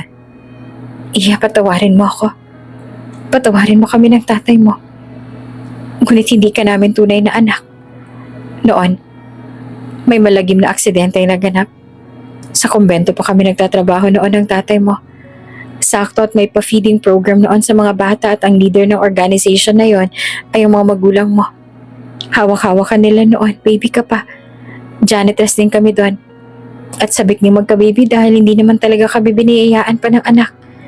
Hanggang sa hindi inaasahang pagkakataon ay nagkaroon ng malakas na pagsabok sa may kusina na naging sanhi naman ng malakas sa sunog. Maraming namatay ng mga bata noon. May pagkakataon pa kami ng tatay mo na makaalis ngunit narinig ko ang iyong mga magulang na sumisigaw at humihingi ng tulong. At dahil doon, nakita namin sila na daganan ng malaking kahoy na napaka-imposible nang maisalba. Kahit nag-aagaw buhay pang iyong ina, nagawa pa rin niya akong kausapin at bilina na isama raw kita sa pagtakas. Ingatan at mahalin na parang isa kong anak. Hanggang sa tuluyan na silang binawian ng buhay. At bago pa man tuluyang mag-iba ang kumbento dahil lumaki ng tuluyan ng sunog, kinuha ka namin ng tatay mo. At naiwan na doon ang mga magulang mo. Doon ay suot-suot mo ang kwentas na yan. Iya anak, mahal na mahal kita. Ibinigay ka sa amin ng Panginoon nung nawawala na kami ng pag-asa na magkaanak. Patawarin mo ako. Kami ng tatay mo kung inilihim namin to sa'yo. Umiiyak na kwento ni Ginang Martha. Hindi naman makapaniwala si Iya. Ang buong akala niya ay tunay siyang anak ng mga ito. Ngunit hindi pala. At yung ama mo, Iya, siyang bunso kong anak na si Ramel. Na makarating sa akin ang malagim na trahedyang yon, ikaw ang kaagad na pinahanap ko. Ngunit sa kasamaang palad ay hindi ka rin nila nakita pa. Ang tagal ng panahon kitang pinahanap. At ngayon nagpapasalamat ako dahil natagpuan na kita. Tayo lamang dalawang may ganitong klaseng kwintas. Ibinigay ko sa iyong ama, kaya hindi ako maaaring magkamali. At saka una pa lang, magaan ang loob ko sa'yo. Ang pagpapanggap ko na isang bulag ang magpapatunay doon dahil hindi mo sinira ang aking tiwala. Uwi ka naman ang Don. Naguguluhan man ay unti-unti na rin rumehistro sa isip ni Iya ang mga nangyayari. Muli siyang tumingin sa kanyang ina. Nauunawaan ko na po ang lahat, ma. Nauunawaan ko na po kayo. Kung totoo mang hindi kayo mga tunay na mga magulang ko, nagpapasalamat pa rin ako dahil kayo nakakuha sa akin. Hindi niyo pinaramdam sa akin na kulang ako dahil sa pagmamahal niyo lang sa akin ay sapat na sapat na. Utang ko po sa inyo ang buhay ko. At doon ay niyakap na nga niya ng mahigpit si Ginang Martha at tuluyan na ring tumulo ang kanyang mga luha. Maraming salamat, anak. Mahal na mahal kita. Bumaling naman ang tingin niya kay Don Samuel na tunay niya palang lolo. Don? Lolo. Simula ngayon, lolo, nang itawag mo sa akin. Maaari ko bang mayakap ang aking apo? Iniangat ni Don Samuel ang kanyang dalawang braso at doon ay niyakap na rin siya ni Iya. Oh, Iya, aking apo. Lolo? Lolo? Umiiyak niyang sambit. At pumula nga ng araw na yon ay doon na tumira si Iya sa mansyon kasama ang iba pa niyang mga kapatid at si Ginang Martha. Hindi na ito pinahiwalay pa ni Don Samuel dahil alam niya naman ang pakiramdam na mawalay sa taong mahal sa buhay. Kaya naman binigyan na rin niya ng tirahan doon sina Ginang Martha. Sina Ginang Faustina naman at Delara ay hindi na pinahintulutan pa ni Don Samuel na tumuntong sa kanyang mansyon. Lalo pat may nakarating sa kanyang balita na si Delara ay anak daw sa unang lalaki ni Ginang Faustina at hindi sa kanyang panganay na anak, kaya naman nararapat lamang na hindi sila bigyan ng mana dahil hindi naman niya kadugo ang mga ito. Habang sina Jake at Iya ay unti-unti na ring nakikilalang isa't isa at hindi nagtagal ay nakapagpalagayan na rin ang loob hanggang sa tuluyan ang sagutin na rin ni Iya ang binata. Ang buhay ay parang isang roller coaster. Magdadaan ka muna sa paikot-ikot na destinasyon ng buhay, ngunit bandang huli ay doon ka pa rin mananatili sa starting point kung saan ka talaga nagsimula at unang nakatuklas sa tunay mong pagkatao. Kung bago ka pa lang sa channel na ito, Ate Jane TV, huwag kalimutang pindutin ang notification bell and subscribe button. Sana po hindi naman malaking abala sa inyo ang pagpindot ng subscribe button dahil ang kapalit po nito ay ang pagsuporta para makapag-produce ng mga libreng stories sa mga channels ni Ate Jane. Maraming salamat!